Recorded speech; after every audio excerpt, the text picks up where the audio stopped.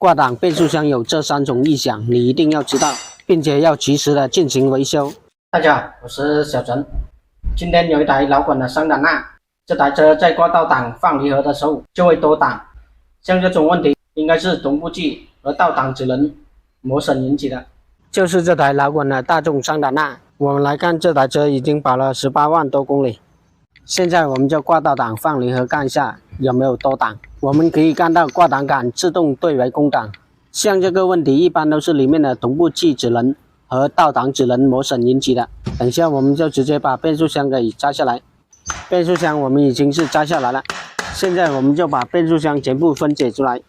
变速箱解体完以后，现在我们已经发现故障点了。我们来看一下这个倒档齿轮已经是有磨损了，最主要的磨损是1、2档同步器的齿轮。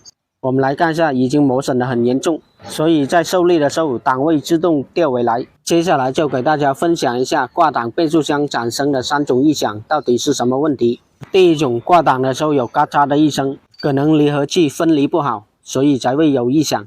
第二种，挂档的时候也有咔嚓的一声，但是离合器分离正常，其他档位没有异响，只有一个档位有异响，那么这个一般都是同步器或齿轮磨损引起的。第三种就是挂档的时候受力就多档，就像这台车一样，同样是同步器和齿轮的问题。像有这种异响，大家最好及时的解决，不然使用越久磨损越大。又把1、2档同步器的齿轮给拿出来，我们直接把上面的这个齿轮和轴承给压出来就可以了。现在新的同步器和齿轮已经是拿回来了，等一下我们就把它组装回去。现在变速箱我们已经是安装好，我们再来挂倒档放离合看一下还有没有多档的现象。我们可以看到挂档杆已经是没有多档回来了，说明故障已经排除。